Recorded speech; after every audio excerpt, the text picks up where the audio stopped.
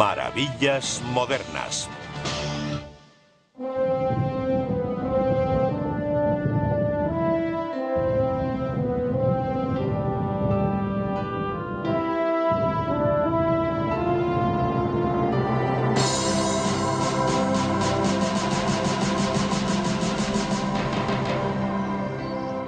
Este es el castillo de Conway.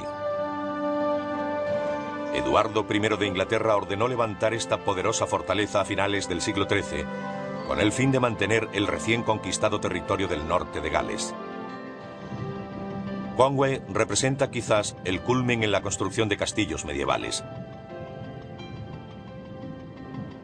Incluso hoy se yergue imponente.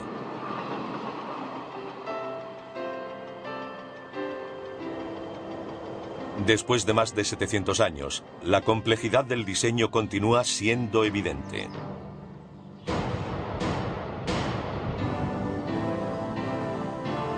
Inmensas murallas, torres que sobresalen, almenas en la parte superior y entrada altamente fortificada.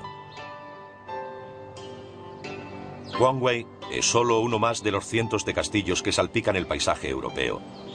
Su aspecto puede variar según su fecha y lugar. Pero todos los castillos son polifacéticas maravillas de la construcción. Es complejo porque debe servir para muchas funciones. Debe ser opresivo y a la vez defensivo. Debe servir de hogar y también de palacio. Debe funcionar como almacén y al mismo tiempo como tribunal. Debe usarse para muchos fines, y todos ellos se ven reflejados en la arquitectura. Los castillos fueron una de las construcciones más majestuosas jamás erigidas, resistieron sangrientos asaltos y la prueba del tiempo. Un castillo bien defendido lo aguantaba casi todo, excepto un asedio de larga duración. En tiempos de inestabilidad representaban el orden para unos y la opresión para otros. La importancia del castillo se basaba tanto en la dominación psicológica como en la opresión física sobre la población. Los castillos eran moradas, residencias de reyes o nobles. Eso los diferenciaba de otras fortificaciones.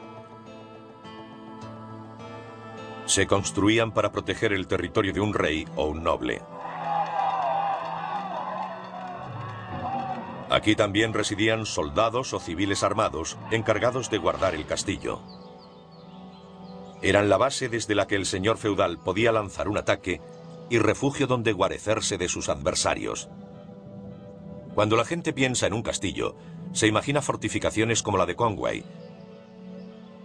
Pero las primeras construcciones conocidas como castillos datan de al menos 300 años antes, en el siglo X, periodo aún más inestable. Cuando corren tiempos de incertidumbre, cuando no hay un gobierno central sólido y los nobles y los bandidos campan a sus anchas, es algo natural querer fortificar tu casa y protegerte a ti mismo. El término castillo proviene del latín castellum, que significa fortaleza. Muchos expertos creen que los primeros castillos se originaron en lo que hoy es Francia. Después de la caída del Imperio Romano en el siglo V, Europa se había convertido en un lugar muy peligroso, con gobiernos débiles e ineficaces, con invasiones constantes de vikingos, árabes, bereberes y en ocasiones de algún vecino molesto. Esta turbulenta atmósfera propició el origen del feudalismo, un sistema en el que los reyes cedían territorios a los señores, quienes a cambio les juraban fidelidad. Estos señores feudales, a su vez, cedían pequeñas parcelas de su territorio a otros nobles menos poderosos, quienes a su vez les prometían lealtad. Eran los caballeros, la clase guerrera del sistema feudal, que en pago por las cesiones prestaba un servicio militar a sus señores.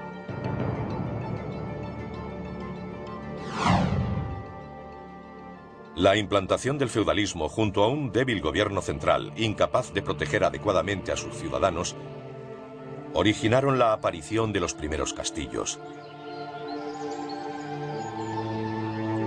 Una de las construcciones más antiguas y populares eran las motas señoriales. Básicamente, una mota es un montículo con una torre de madera en lo alto. El patio estaba cercado por una alta empalizada. Aquí tenemos una maqueta de mota señorial con su patio basada en las excavaciones de un castillo construido en el siglo XI. Aquí se encuentra el foso defensivo y un terraplén. Sobre el terraplén había un cerco de madera llamado empalizada que estaba almenado. Hay pruebas de que estos castillos de madera se forraban de yeso para que desde lejos parecieran de piedra. Aquí tenemos una mota clásica con un foso separando la residencia señorial del patio. En lo alto había una torre de madera donde se encontraba la residencia del señor.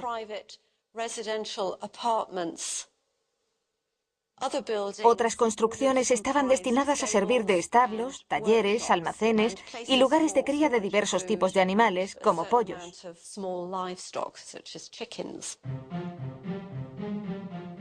Fáciles de construir, las motas señoriales con sus patios se extendieron por toda Europa. Guillermo, duque de Normandía, venció al rey inglés Haroldo II en la batalla de Hastings en el año 1066 y se hizo con la corona inglesa.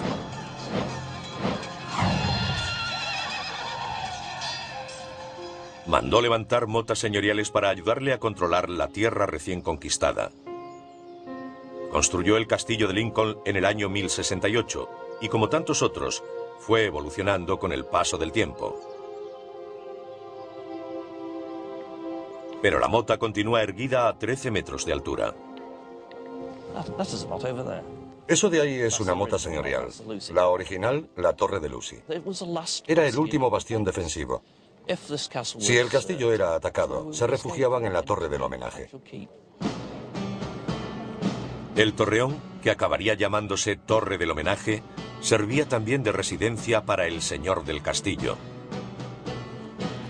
Su situación por encima del enemigo tenía diversas ventajas estratégicas, así que los arquitectos proyectaron torres y murallas más altas.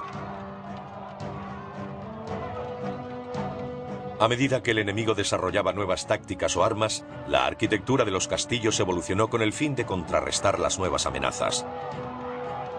Sin embargo, las fortificaciones de madera pertenecientes al inicio de la época medieval fueron desapareciendo progresivamente debido sobre todo a un enemigo del que era imposible defenderse: el fuego. La evolución de los castillos es muy simple. Alguien la ha bautizado como espiral sangrienta. En otras palabras, si el fuego acaba con los castillos de madera, los construyen de piedra. Si las esquinas son estructuralmente débiles, las redondean. Si el enemigo atraviesa las murallas, las hacen más gruesas. Si las supera, las hacen más altas. Son respuestas defensivas. A medida que avanzaba la Edad Media, también lo hacía la arquitectura de los castillos. Las estructuras de madera y tierra dieron lugar a fortificaciones mucho más complejas. Las construcciones de piedra dominaban todo el paisaje agrícola y con frecuencia a los habitantes del entorno. A veces se habla de lo hermoso de la fuerza. Se tiene la idea de una construcción con fosos de gran anchura, muros increíblemente altos y gruesos y fortificaciones de aspecto impenetrable para el enemigo. Ahí reside la belleza de los castillos. Pero la auténtica belleza se encuentra en la forma en que fueron construidos. Piedra y sudor, argamasa y músculos unidos para crear estructuras de aspecto imperecedero.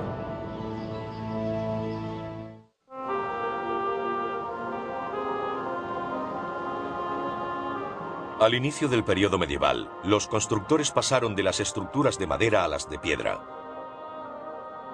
Cuanto más dinero tenían, más elaboradas y gigantescas se erguían las fortificaciones. Varios de los castillos más impresionantes de Gran Bretaña fueron el resultado de la determinación de un hombre. En el año 1283, el rey Eduardo I de Inglaterra conquistó Gwynedd, no Gales, sino Gwynedd. Gales era un territorio dividido en muchos estados diferentes, sin unidad política. Uno de estos estados, situado en el noroeste del país, era Gwynedd, y Eduardo I lo conquistó. Básicamente hizo lo mismo que John Wayne. Avanzó hacia el oeste, donde la naturaleza era hostil, y por eso levantó fortificaciones. Porque eso es este castillo, un fuerte.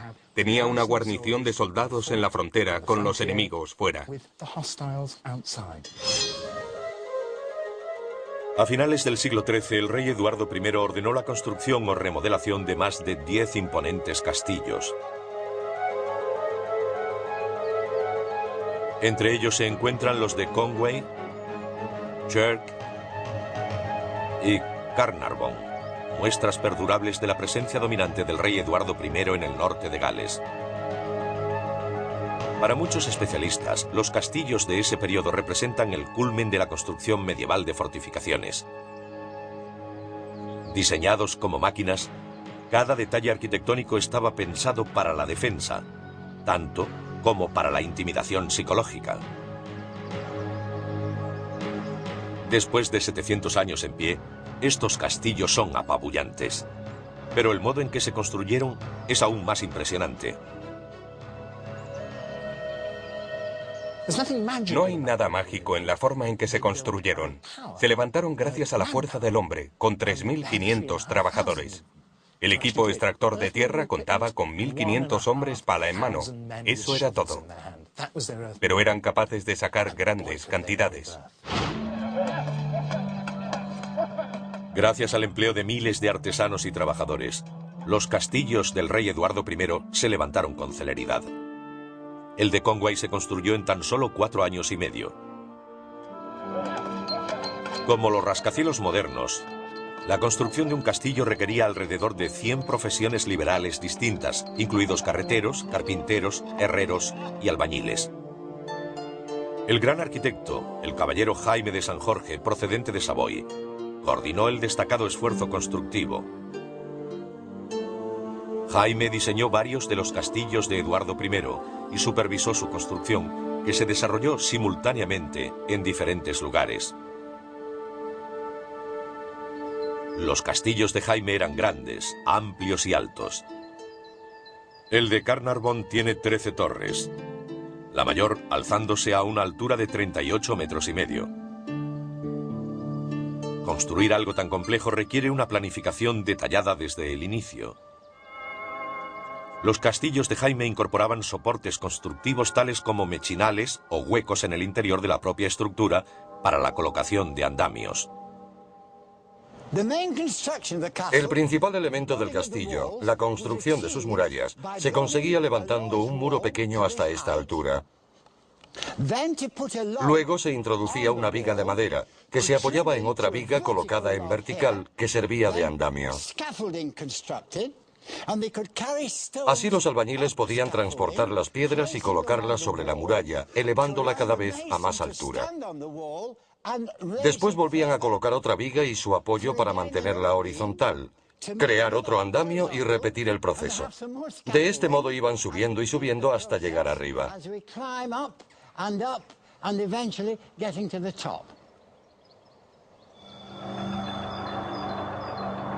Las murallas en Carnarvon, que tienen entre 2 y 2,5 metros de espesor, se levantaron construyendo 2 paredes paralelas de piedra.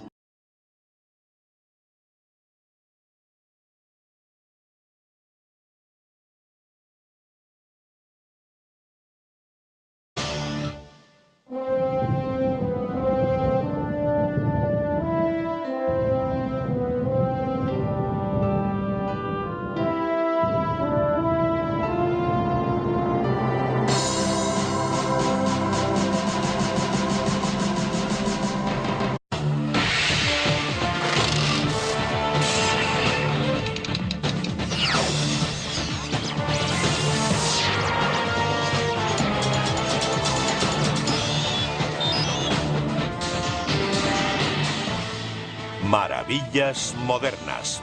Lo evidente.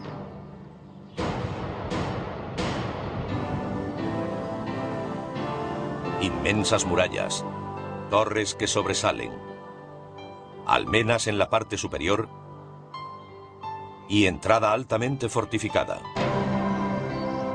Este es el castillo de Conway. Eduardo I de Inglaterra ordenó levantar esta poderosa fortaleza a finales del siglo XIII, con el fin de mantener el recién conquistado territorio del norte de Gales. Conway representa quizás el culmen en la construcción de castillos medievales.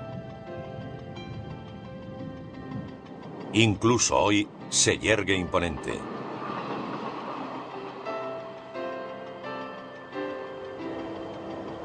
Después de más de 700 años, la complejidad del diseño continúa siendo